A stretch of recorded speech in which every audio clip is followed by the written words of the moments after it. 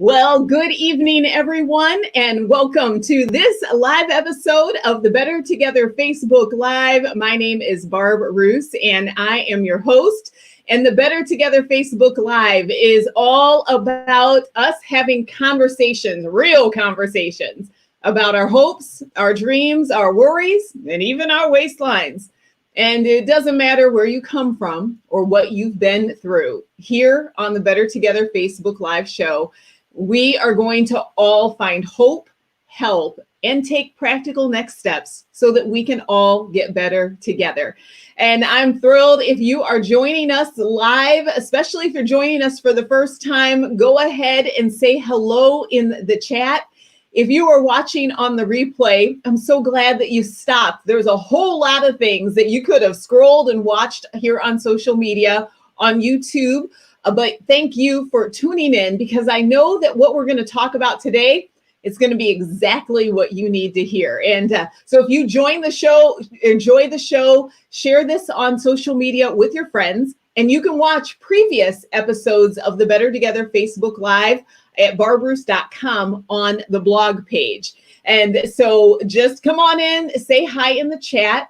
If you want to leave a comment this evening, you can. If you want to leave a comment on the replay, you can. I've got questions throughout the evening to bring you into the conversation that we're going to have. And in fact, we can practice it right now. And so tonight we're going to be talking about modeling self-care so that the younger women in our lives, they see us doing it. So the very first question, and this gives you some experience, is tell us, what is your favorite thing to do for yourself? That's the first question. Hey, Jen Farrell, it's good to have you here. And so tell us in the comments, what's your favorite thing to do for yourself? So Jen, say hey. Hi, Jackie. Thank you for stopping by. Ladies, as you leave your comments, you can go ahead and do that while I just tell you a couple of things that you might want to know. The very first thing is that the Better Together Facebook Live, that we are usually every week on Tuesdays at 7:30 p.m. And if you have not liked barbroos.com, which is my author page, make sure to click like so that you'll get a chance to see the new episodes and topics. I have some great conversations with some really amazing individuals because we want to help you get better together. And then the second thing is that I've got an upcoming book release. I'll talk to you more about that in the weeks to come. Of course, I left it across the way. That was a fail. But it is my new Better Together devotional that I left somewhere. Usually I don't have to do this, but hold on. I'm back. Here it is. And so this Better Together, this is a 40-day devotional for those of you who struggle with control issues. And so this devotional will be out next month. And what I love about it is that it covers the letting go topics that tend to stress us out. Letting go of anxiety, letting go of fear, letting go of negative thinking. And so you can go to barbroos.com. I'll throw the link in the comments. And I wanted you to know about that. We've got some answers from some ladies about today's question. Jen Farrell says her favorite thing to do for herself is getting her hair done and range time. You go, girl. Brittany Griswold, the favorite thing she likes to do for herself is journal. I love that. You and I both. Well, today I think that you're going to come away with some more inspiration about what you love to do for yourself. You guys are all sharing some great ideas. Heidi, thank you for telling us yoga, pedicure, journal, and sunshine. Yes. Well, I would like to introduce to you today's guest, because she's going to talk to us not just about the physical things, but really this inside out approach to self-care. And so I'm going to go ahead and put her beautiful photo on the screen while I share the introduction of today's guest. So here she is. So ladies, I want to introduce you to my friend, Michelle Nietert. She is a licensed professional counselor supervisor, and she's been providing therapeutic interventions to children and their families in counseling offices for over 20 years. As a previous educator, public school crisis counselor, youth and children's minister, Michelle interacts regularly with parents and students at public assemblies, PTA meetings, local churches, and mental health, as well as a mental health consultant for a local private Christian school. A recognized expert in solution-focused therapy, Michelle is the clinical director and owner of a large counseling center in the Dallas-Fort Worth area. Michelle's writings can be found on the MOPS blog, Lifeway Parenting Magazine, and she's the mental health columnist for Just Between Us magazine. Michelle is passionate about equipping speakers and writers to be strategic in their approach to making a lasting impact on the lives that they're called to reach. And Michelle is also she is the new co-author of a book we're going to talk about today called Loved and Cherished. It comes out in a few weeks. Michelle co-authored it with another friend of mine, Lynn Cowell. And so today we're going to talk about all of those things. So please welcome my friend, Michelle Nietert. Hi, Michelle. How are you? Hey, I'm great. How are you? I am doing fantastic, and it's so good to see you today. You are in Dallas-Fort Worth, and so tell us about you and the life in the Dallas. How is it going these days? Well, it has been a rough couple weeks for me, actually. I was in the ER last week. I've seen a specialist today. I had just out of nowhere, the week before my 50th birthday, crazy pain, like partying on the pool patio, drinking and eating sushi, like having my favorite sparkling drink, eating sushi, to waking up the next day with severe chest and back pain to the point I couldn't move. And so it came and went for like 2 weeks, including my 50th birthday. It kind of passed in bed in pajamas, but I seem to be on the mend. I am grateful for the prayers of Kingdom Warriors, because I feel like some of this might have been spiritual. And then my doctor has a physical plan and hopefully doing better. But I am so happy to be with you, and just so appreciate. In fact, a lot of people, I don't think know this, but you are one of the first people who can really encourage me to begin looking at writing again. I had kind of left speaking and traveling behind because I had young kids. And as my kids were getting older, you were with my sister and I, and really encouraged me in that. So I really appreciate that, Barb. Well, I love the fact that we get a chance to see each other. We'll talk about your podcast in a bit, but we met on a cruise, and you mentioned your sister, which is one of I live closer to your sister than you do. I know. But Michelle's sister is one of my dear friends, Melissa Spolstra. And so I love the fact that Michelle and I are talking today, because today is the release of Melissa's newest Bible study right here called Names of God. And I just started this Bible study yesterday. But as I'm holding it up, it makes me feel like I have the both of you together with me. So that feels really special. And so you mentioned that for you, it's been a rough couple of weeks. And I think that the ladies listening could probably relate to that, because the pandemic has created a lot of physical and emotional health issues that we may not always recognize. Can you talk about that, where we may not have given ourselves this awareness that this has taken a toll on us? Yeah, I definitely think that, first of all, anytime we add stress, we really impact our physical health. In fact, I was joking with my GI today, who said that she would have only probably 20% of the business she had if we removed stress from our culture. So that just gives you an idea of how much stress can affect us physically. And then, one thing I think we're realizing as a country, but I've been talking about this since the pandemic began, we were immediately hit with grief, loss of like kids going to school and activities and our own freedom as Americans that we haven't experienced in a long time.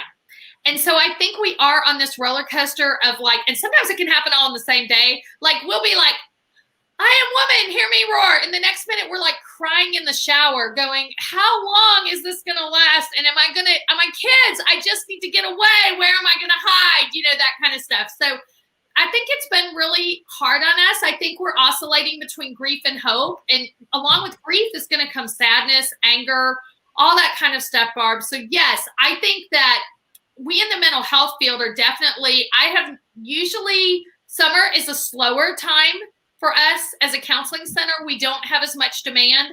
And we've actually seen an increase in our demand this summer. And I think that has a lot to do with the isolation people are experiencing, fear that just seems very real when you go out and you've got a mask on and somebody else has got a mask. I mean, I went to the doctor today and I had to beg. I brought my minor child to the doctor, not even thinking about the fact that they don't want anybody with you in the waiting room or in the offices. And I'm like, I'm kind of stuck. I can't really leave her in the car, you know?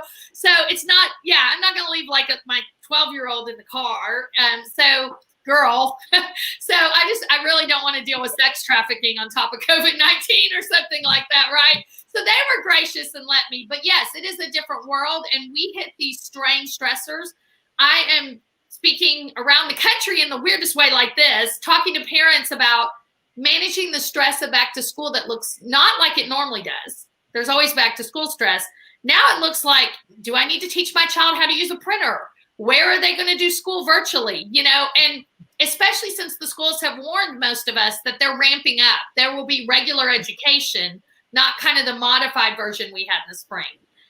And then some parents have to choose what's best for them. And that's a lot of stress because we all want to make the right decision. And there's no way to know what the right decision is until we experience it. So all of that weighing down, particularly most all of my listeners are women.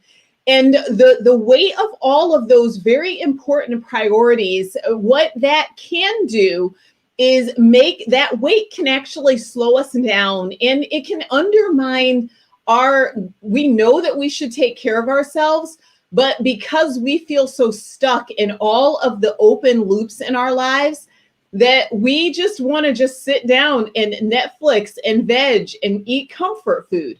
And so today I wanted you to come by because you've got a list of 5 ways that we can live loved as adults.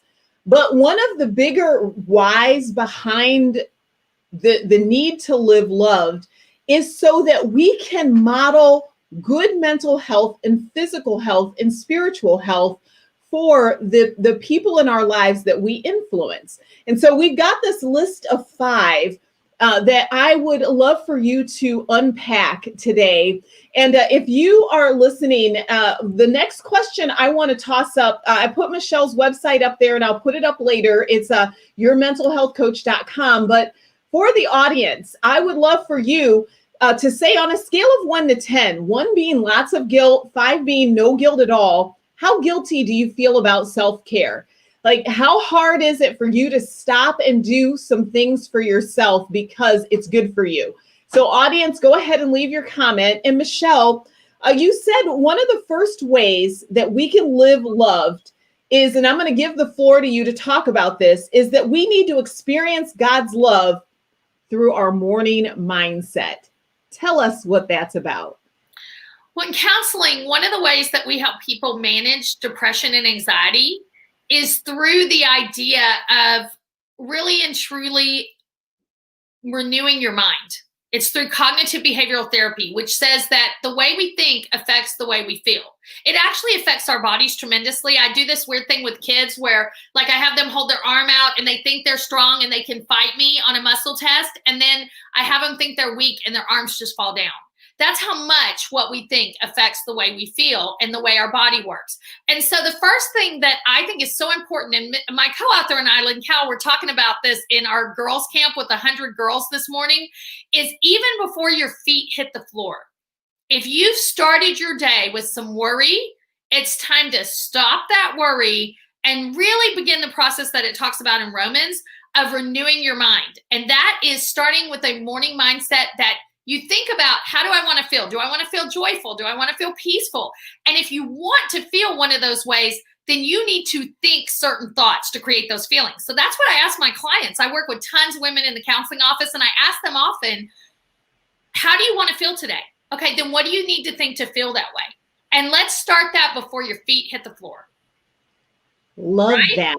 We can use scripture for that, all kinds of ways, but we need to start through that process, or else we're going to grab onto those lies that we've experienced through, like, childhood experiences, lies we've come to believe, things the culture tells us about never enough.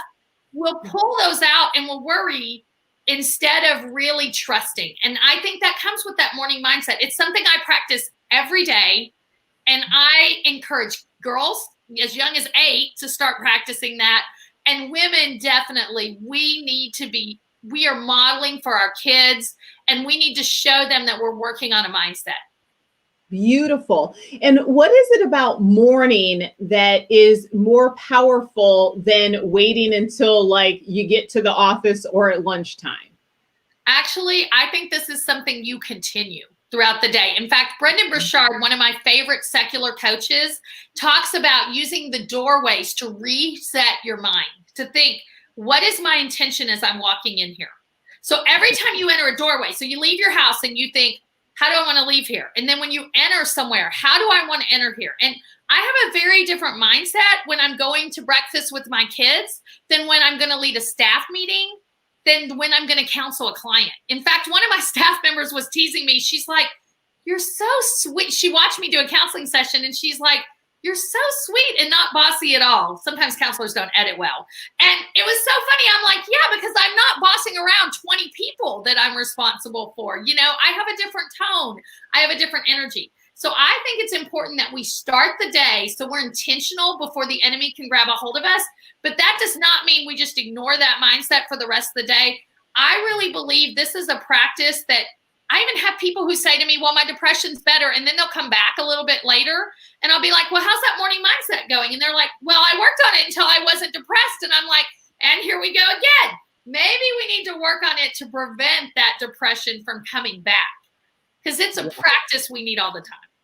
Beautiful. I love that. And so we want to start with the morning mindset. And then from there, you said a second way that we can live loved is to care for your body. And I love this, with the TLC that you'd care for a newborn baby. Take that away and tell us what that's about.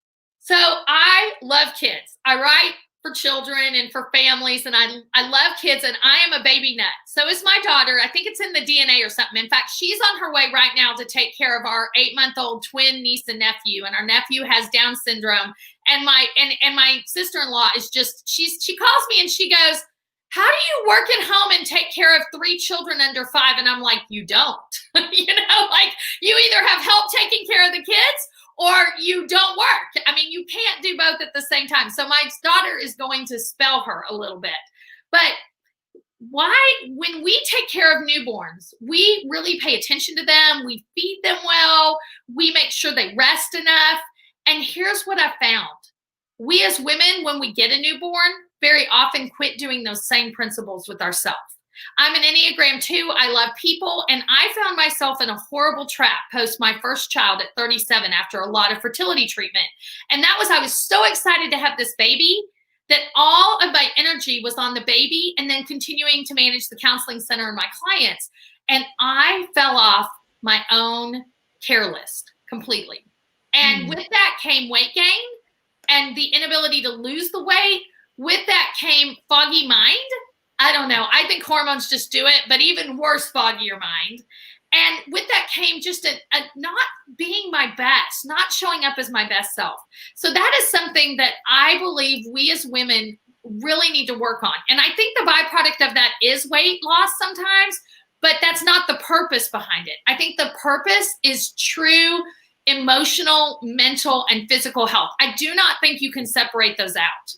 So I think when we take care of our bodies well, we move, we drink water. I even think we moisturize, Barb. I know you'll love that one, but I think I was kind of noticing that. Like, my skin has kind of gotten scaly while I've been sick. And when we take better care of our bodies, we feel better. And I think that leads to us being kinder, more encouraging, just everything else. It is until I got sick, I was walking like 4 miles every morning, doing Pilates and yoga regularly. And I do holy yoga. I'm not doing I'm always careful when I say that, because I meditate on scripture during that yoga. And I find that another way to feed, then I'm hitting my soul, my spirit, my body, my mind, everything at once. And I just think it's so important because our bodies are the temple of the Holy Spirit. And I'll be honest with you, Barb, I think the Holy Spirit works better through me when I'm taking care of my body. Without a doubt. For me, one of my guiding verses for taking care of myself has been Mark 12:30, that we're to love God with all of our heart, our mind, our soul, our body, our strength. And I believe it's because there's this intersection between all of them. And when we were going through our family addiction crisis, my ability to pray was actually tied to my workout, because working out allowed me to work out the anxiety, to work out the stress, to work out the emotional pain. And as those dials were turned down, then I was able to settle down and pray. And so everything worked together. And like you said, it's when we are taking care of ourselves, we find that spiritually, it actually creates more of a desire for us to engage with God spiritually. I mean, it's just nutty. I think you're so right about that, because emotion is energy and motion in our bodies. And so it is so important that we work out that emotion, or we will end up with it either stuck inside of us, which is usually depression, or we will work on it coming out of control, which can be like a panic attack. In fact, just to let you know something that mental health professionals know, which the average public usually doesn't, the research says that if you work out 3 to 5 times a week, minimum of 20 to 30 minutes, depending on the study, it's as effective as a low dose of an antidepressant or anti-anxiety medication. And so is taking a hot bath, ladies. So if you ever need an excuse for bubble baths, you've got one. But seriously, just understanding that is enough to say, I ask people all the time, they're like, well, I'm not exercising. I'm like, I don't care about your exercise. I'm asking you about moving for your mental health.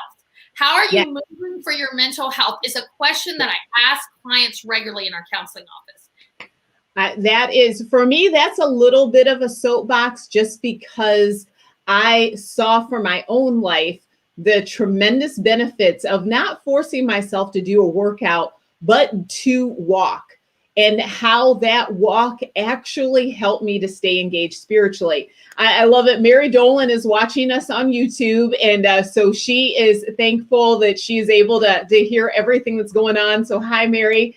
Michelle, then let's roll to number 3, because that we're going to hold number 2 and number 3 hold hands.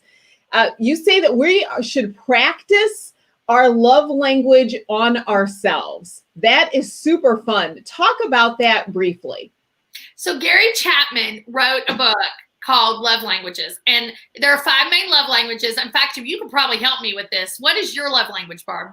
Do you know? So I just put it on the screen. Ladies, if you're listening, go ahead and tell us your love language. If it's acts of service, physical touch. If acts of service, you love it when you get to do things for others or they do it for you. Physical touch, if you love kisses and hugs and all of the touchiness.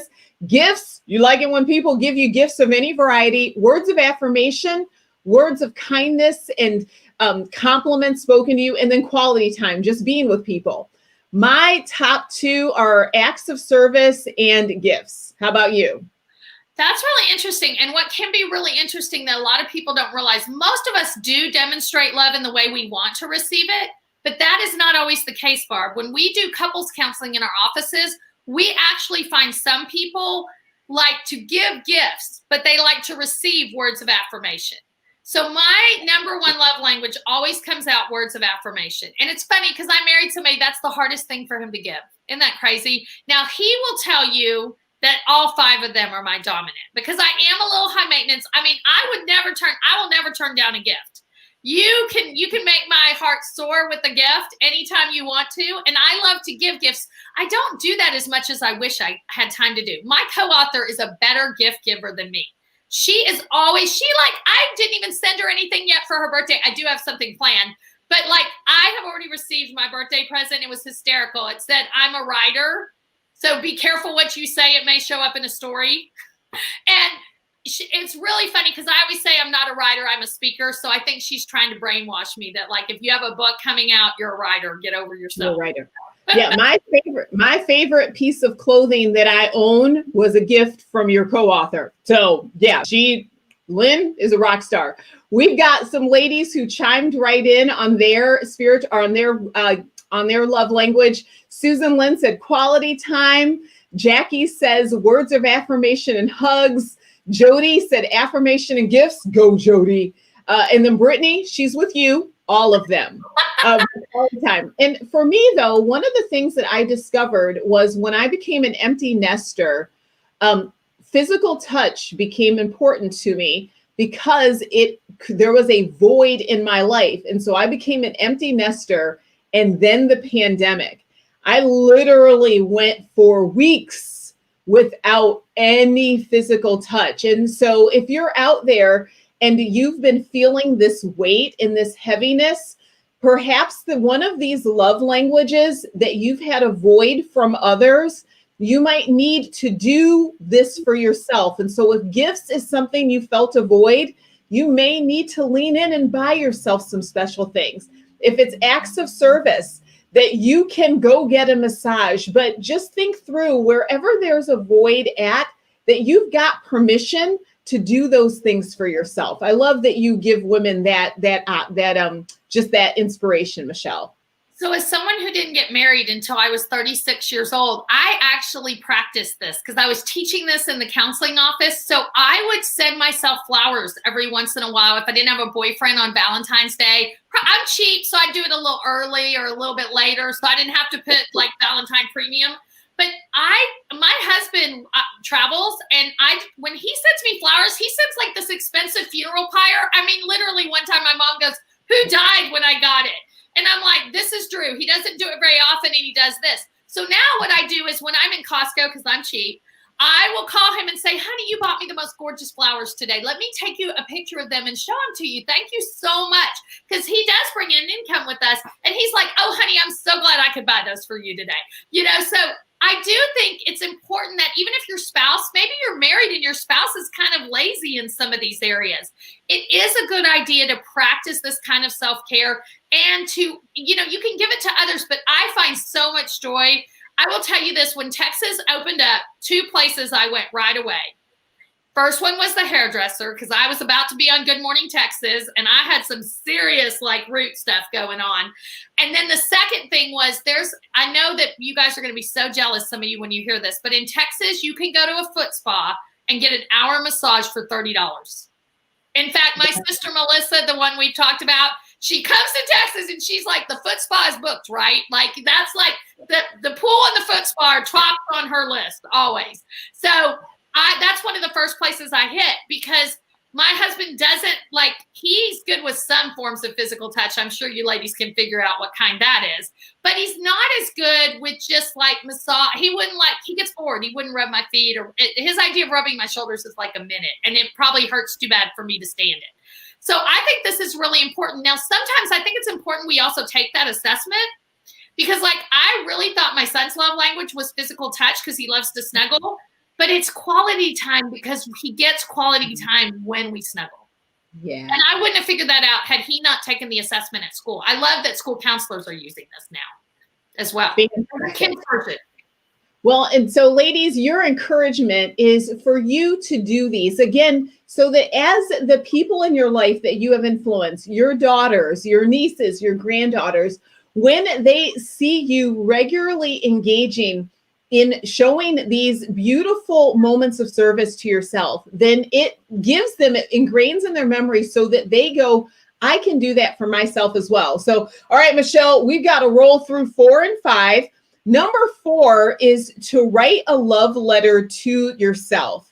And so what is the importance? How does that just help us really demonstrate this tangible act of love to each other?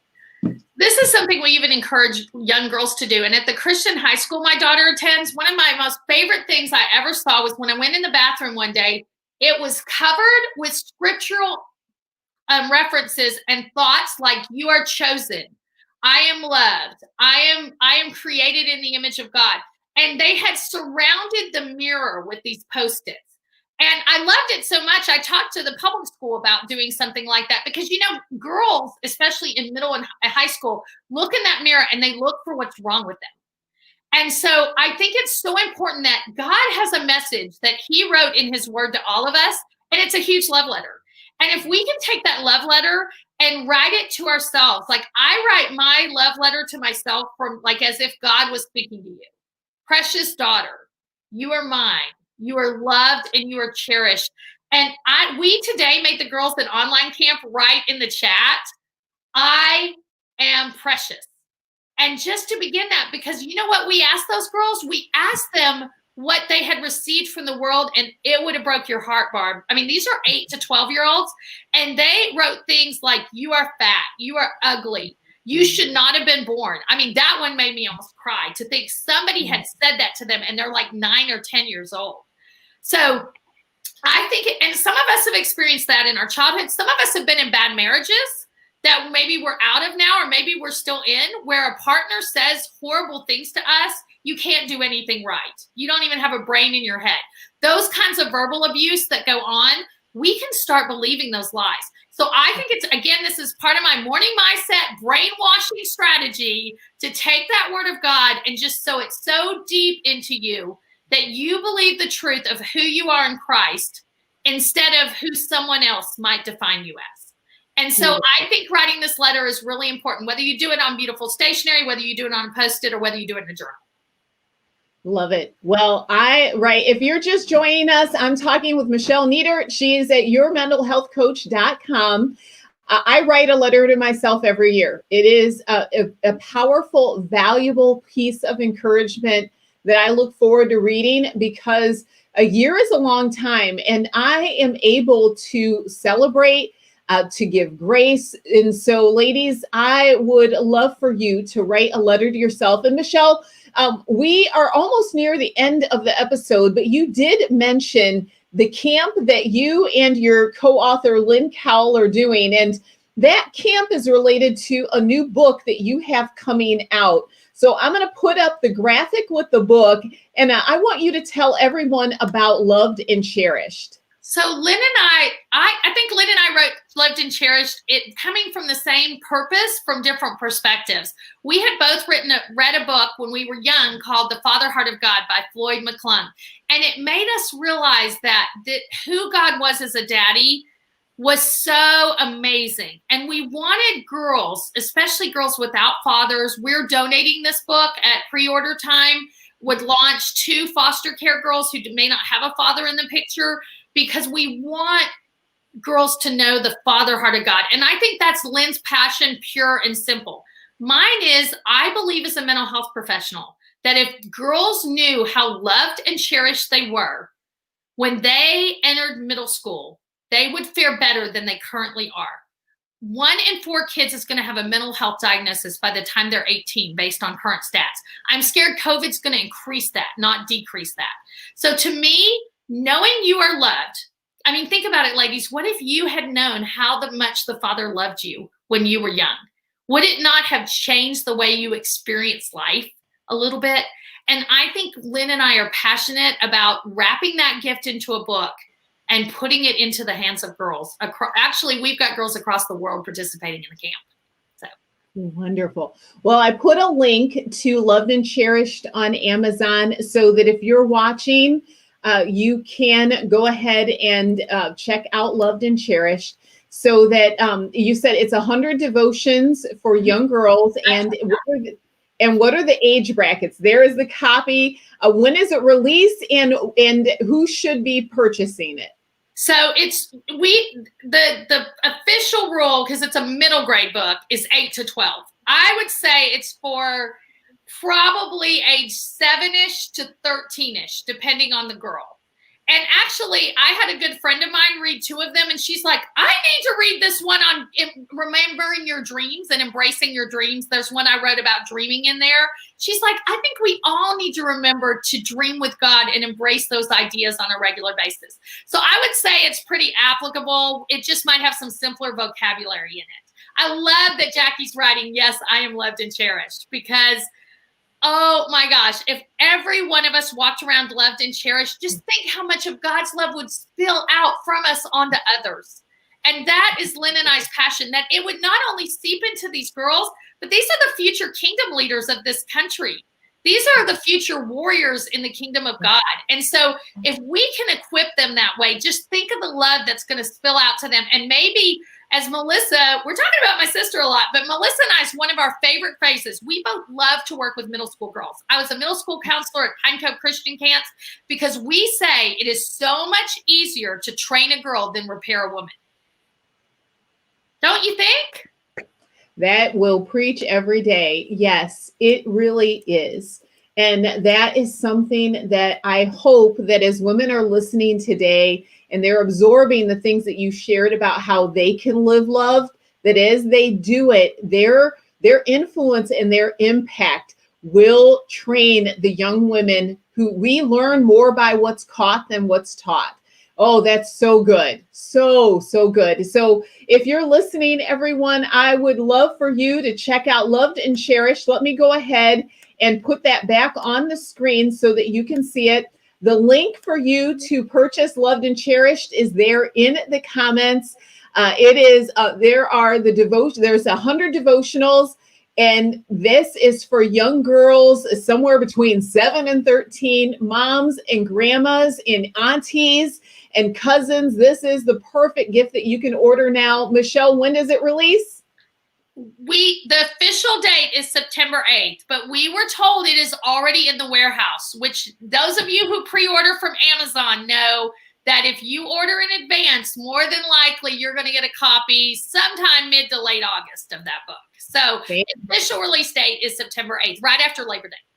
Beautiful. Well, I am so glad that you were able to tell us all about Loved and Cherished. And I am thankful. Jackie said she absolutely loved that quote as well, to be able to, it's easier to train a girl than it is to repair a woman. So with that, we're going to wrap up today's Better Together Facebook Live. Friends, if this has been a blessing to you, make sure to click share and share this episode on your social media and encourage your friends to watch it. You can also watch this episode on YouTube as well as the blog page at barbruce.com. And next week, we will be back with a new episode of the Better Together Facebook Live. Thank you for joining us this week. We'll see you.